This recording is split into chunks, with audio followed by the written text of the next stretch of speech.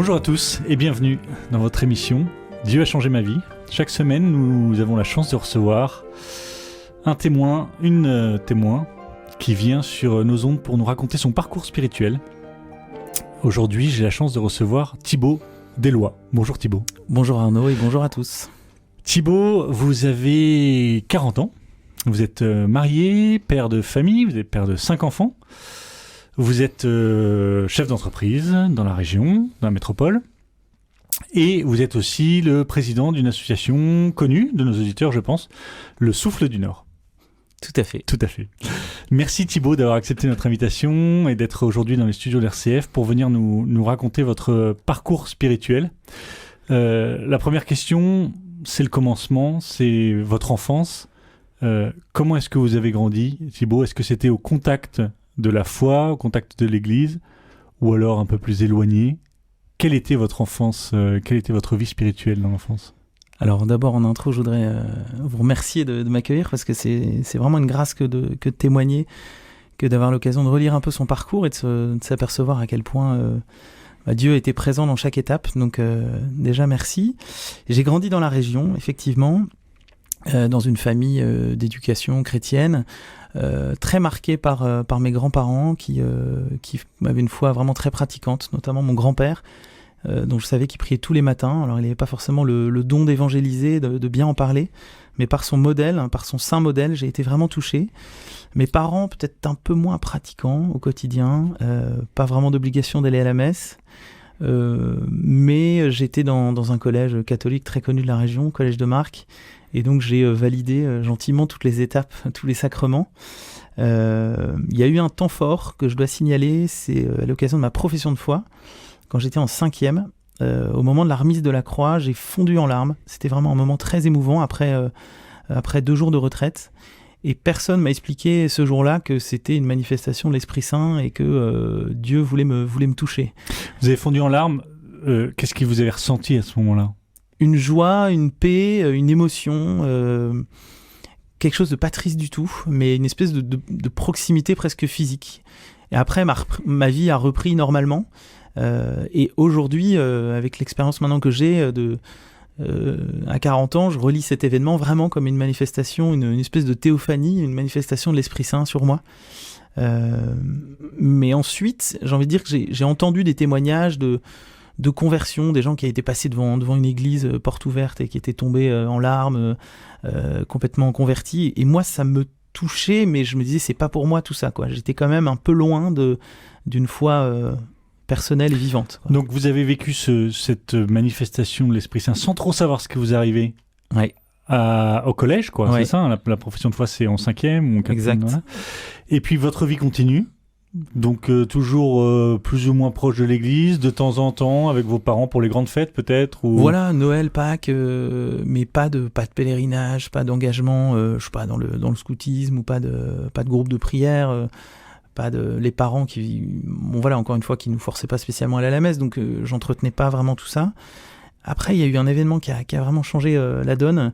Donc déjà, j'ai rencontré ma petite amie en 5e qui est devenue mon épouse d'aujourd'hui. Donc c'est une longue histoire. Votre épouse magnifique. actuelle en 5e. Ouais, comme quoi. C'est beau.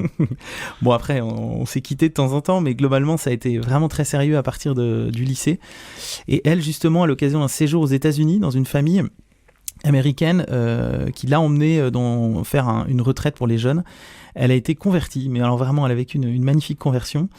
Et suite à ça, on a fait un certain nombre de retraites. Elle me traînait un peu dans des retraites pour jeunes, des soirées louanges. Je connaissais pas du tout cette manière de prier.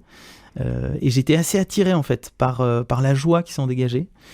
Même si souvent j'y allais avec des pieds de plomb et que je regardais ma montre pour savoir quand on allait rentrer, j'étais quand même assez admiratif de ces illuminés, on va dire. J'avais jamais vu cette joie-là, des gens qui dansaient dans un cloître en chantant des chants que j'avais jamais entendus, mais plutôt entraînants. Et là, en fait, j'ai eu un début de désir, en fait, de me dire, tiens, je vais quand même essayer de creuser. Et là, j'ai démarré une forme de quête qui était plus une quête un peu historique sur qui est Jésus est-ce qu'il vraiment il a existé, est-ce qu'on n'a pas roulé la pierre, est-ce que c'est pas le plus grand brigand de tous les temps, est-ce que ah ouais, à ce point-là. Donc, ouais, je veux comprendre, je veux savoir ce qui se passe, quoi. Exactement. Une recherche, moi ça a démarré par ça, recherche historique avec beaucoup de scepticisme. J'ai eu besoin de creuser des questions assez pratiques, puis un peu plus théologiques. Qu'est-ce que la Trinité, ou pourquoi est-ce que, après des questions bêtes, est-ce qu'un hindou va aller au paradis, enfin plein de choses comme ça. Finalement je me suis refait un peu une petite éducation chrétienne quand j'avais l'occasion de rencontrer des prêtres ou des gens qui étaient un peu plus engagés, et là ce qui a débouché, c'est une demande sincère d'avoir la foi. En fait, à travers l'expérience de ma petite amie que je trouvais vraiment rayonnante et avec qui j'avais envie d'approfondir quand même nos relations. Son comportement avait vraiment changé, vous l'aviez vu changer avec sa conversion. Ah ouais, complètement. Rayonnante, vous dites. Ouais, rayonnante. Avant, elle était assez rebelle, elle posait pas mal de problèmes à sa maman, elle fumait en cachette, enfin bref, non, c'est des petits détails, mais ça me fait rire aujourd'hui, mais... il n'y a rien de terrible, mais une forme de mélancolie, assez, et là, elle avait profonde. changé. Et là, elle avait changé. Elle était vraiment heureuse, joyeuse. Et moi, j'avais envie de me laisser aspirer un peu par ce courant de vie. Donc, j'ai fait une demande sincère, en fait, d'avoir la foi. Je sentais que je ne l'avais pas. Ça m'intéressait. Et je voulais en vivre, je voulais goûter à ça. Mais je voyais plus d'autre issue que de demander sincèrement à Dieu... si tu existes, donne-moi la foi, ce sera tellement mieux, ce sera tellement plus simple dans notre couple, dans le monde. Puis je te promets, si tu me la donnes, je vais essayer d'en faire quelque chose de bien. Je me souviens d'avoir quand même fait cette prière sincère. Et là, j'ai pas été foudroyé, mais c'est venu petit à petit. Et comme un arbre qu'on plante, ça s'est bien enraciné. Alors après, j'ai eu d'autres temps forts, évidemment, qui m'ont conforté là-dessus, parce qu'on a continué à cheminer, à chercher. Donc là, vous étiez jeune fiancé, on va dire, ou... Pas encore fiancé, pas encore. Jeune étudiant, quoi, une vingtaine d'années.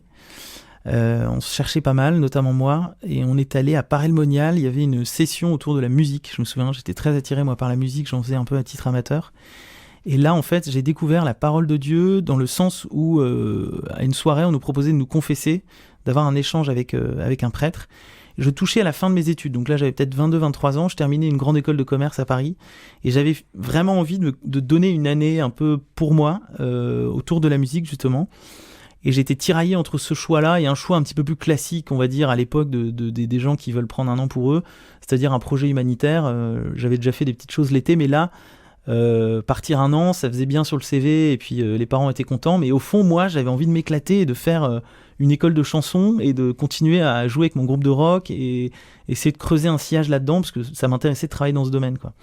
Et là, le prêtre m'a dit, écoute, le Seigneur, tu sais, il veut que tu sois heureux, choisis la joie, je te le redis, choisis la joie. Je suis sorti du confessionnal et là, on pouvait prier devant le Saint-Sacrement et piocher une petite phrase dans un panier. Je suis revenu à ma place, j'ai ouvert la phrase et c'était « Soyez dans la joie, laissez-moi vous le redire, soyez dans la joie ». Philippiens 4.4.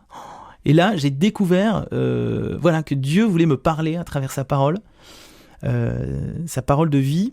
Donc que la Bible était un moyen pour Dieu de vous rejoindre et de vous parler, c'est ça ? Ouais, personnellement, c'était pas juste un bouquin écrit il y a des milliers d'années, mais qu'au quotidien, il pouvait y avoir une parole pour moi, quoi.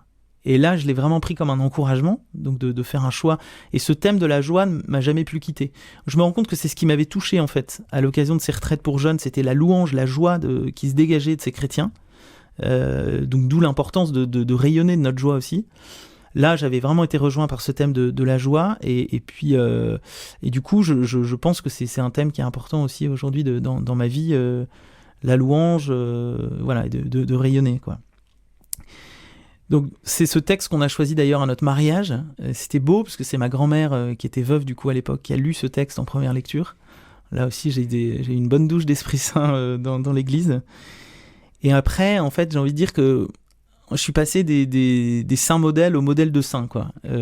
En fait, on vivait à Paris avec Céline. Oui, donc jeune marié.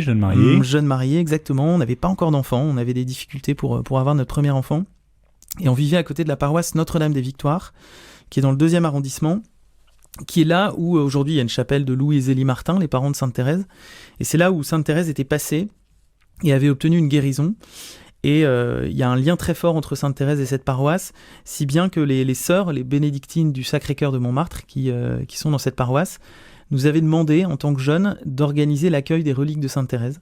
et d'aller les chercher en fait à l'occasion d'un pèlerinage. Et là, on a découvert la vie de Sainte Thérèse. On a beaucoup prié aussi pour avoir notre premier enfant et on a été exaucés dans cette prière de confiance.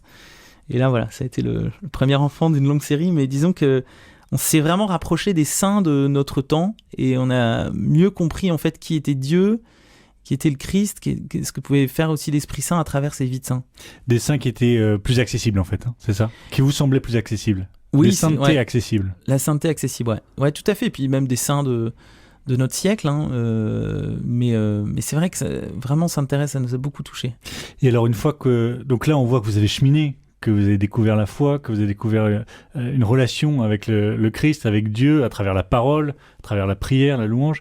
Et aujourd'hui, à 40 ans. Ouais, à 40 ans. En fait, il y a eu un virage il y a 10 ans où justement, j'étais quand même pas vraiment dans l'unité de vie, c'est-à-dire que j'avais un boulot qui me passionnait, on habitait Paris, on avait une vie trépidante, j'avais toujours un groupe de musique à côté du boulot, et là j'ai souhaité faire l'unité dans ma vie, et donc j'ai accueilli ce projet de création d'entreprise dans le Nord, qui avait beaucoup de sens, et donc... Ça avait du sens pour vous parce que ça allait unifier votre... Ça allait unifier ma vie. Vous allez avoir la main sur la manière de travailler? Oui, tout à fait, ouais, tout à fait, et puis c'était plus en cohérence avec une vie de famille, en l'occurrence, c'est vrai que j'allais malheureusement quitter ce groupe de rock, mais qui m'éloignait quand même pas mal de mon couple et tout ça, donc finalement je remettais un peu d'unité.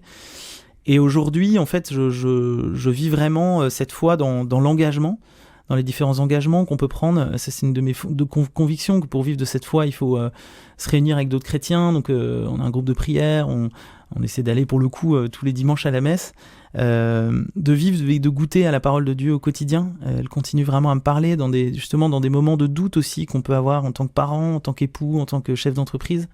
C'est vraiment clé, la présence de la parole de Dieu. Et pour nous aider aussi à relever les défis de notre temps et nos combats personnels, quoi. Donc voilà.